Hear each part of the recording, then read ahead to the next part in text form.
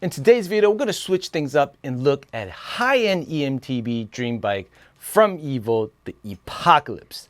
And we'll give the bike a rating for its price and specs. This is one sweet looking eMTB. I've always loved the way Evil bikes look. The stealthy design, the aggressive look of the Delta system, and the attention to detail makes this bike such a desirable dream machine. The Evil Epocalypse is an enduro eMTB with 166 millimeters of travel in the rear and 170 millimeters of travel in front, or 160 millimeters of travel, a full 29 wheel front and rear, a full carbon construction, 157 millimeter super boost spacing for the rear hubs, featuring the Delta system with a flip chip. Here's some geometry based on a medium bike. The reach, 448 millimeters and 455 millimeters. The chainstay, 442 millimeters and 444 millimeters based on the flip chip. Also, the head tube angle is 63.9 degrees or 64.5 degrees based on the flip chip. And for today's rating, we are going to look at the only build Evil is currently offering, and that is the XT build.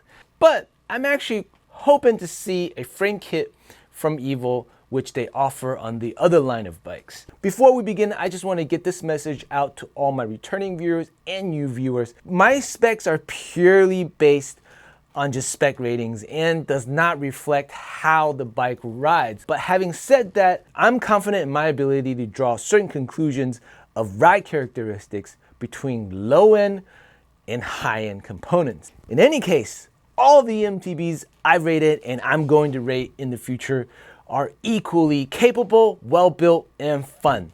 Those are just my thoughts. And my thoughts on these specs and ratings are just one of the many stops along your eMTB journey. None of my advice is professional advice, so take it with a grain of salt. With that said, let's review today's eMTB, the Epocalypse. For those that are new to the channel, here is a brief overview of how I score these eMTBs. My rating system is based on a 10-point average system. The bike will be scored based on 5 categories: cost, battery, torque, integration, and components value. Each category will be scored from 1 through 10, and at the end, we take the total average score out of 50 and place it on the Sender Frankie scale.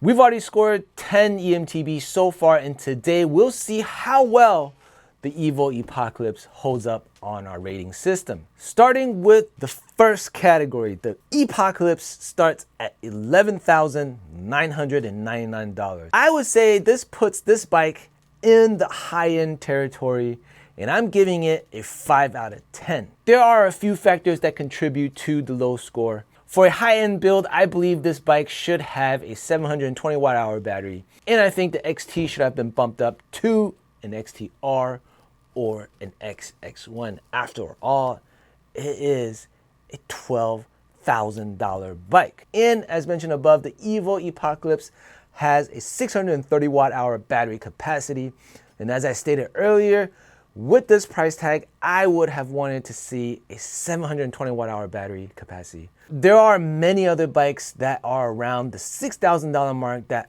have the 630 watt-hour battery or above. For example, the Rocky Mountain PowerPlay 30 or the Canyon Spectron CF7 both have 720 watt-hour batteries. However, with that said, with the 630 watt-hour, you are still able to get plenty of miles in with this bike.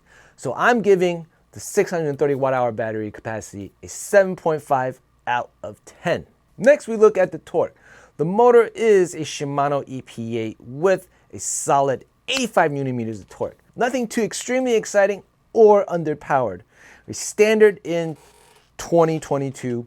I do want to see something different like what Rocky Mountain is doing with the 108 Newton meter motor. So a solid 8.5 out of 10 for this category. Next, we have the integration. Evil does pay attention to details, and I mean really pay attention to details. They've hidden the power button on the underside of the top tube, which makes it ultra clean to look at.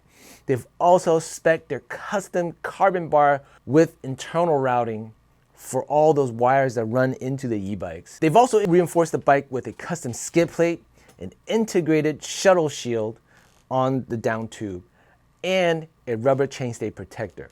Very nice touch by Evil, 8.5 out of 10. Next, we look at the category of components value. The way I rate this category is by assessing and assigning points into 4 specific component categories: the fork, shocks, drivetrain, and the brakes. Any of these components in these categories do not hold a value, we assign a point. So the higher the amount of points, the lower the overall average. Starting with the fork, the Epocalypse comes with a RockShox Zeb Ultimate, an awesome fork, and as expected, spec from a high-end build, no points added. Next, we look at the shocks. Evil has spec'd another high-end RockShox component, Super Deluxe Ultimate, as the rear shock. Another great component by Evil with no points added. Next, we look at the drivetrain. It is an XT derailleur shifter with an XT cassette. All great parts, but as I stated earlier, this should have been an XTR build overall, because at $11,999, I'm expecting something high-end. That's 2-point added. And looking at the brakes, the same thing applies. This should have went with the highest component from Shimano, the XTR. So that is another point added. I hope I'm not alone in thinking that at this high-end build price, we should be expecting the best stuff. Let me know what you guys think down in the comments. Am I alone in thinking that we should be getting all the XTR stuff and components? With the 3 points added in this category, it averages out to a 7 out of 10 in the components value. And to recap on the total score, with $11,999 MSRP, we have a 5 out of 10. With a 630 watt-hour battery capacity, we have a 7.5 out of 10. With 85 Newton meters of torque, we have an 8.5 out of 10. With all the attention detail, we have a 8.5 out of 10 in the integration and a 7 out of 10 in the components value. This gives us a total of 36.5 out of 50, which gives us a total of 7.3 out of 10 on the Send a Frankie scale.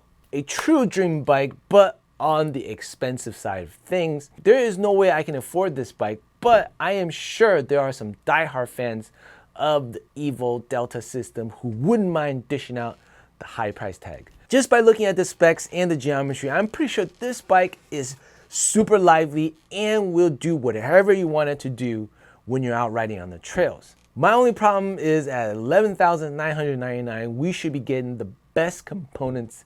Again, I hope I'm not the only one thinking this way. Don't get me wrong, this is one solid piece of technology and machinery. It is a pure dream bike for sure, but for me, I could only sit on the sidelines and drool. That's it for today's video. Hope y'all enjoyed this one. Smash the like and subscribe button, and we'll see you on the next one.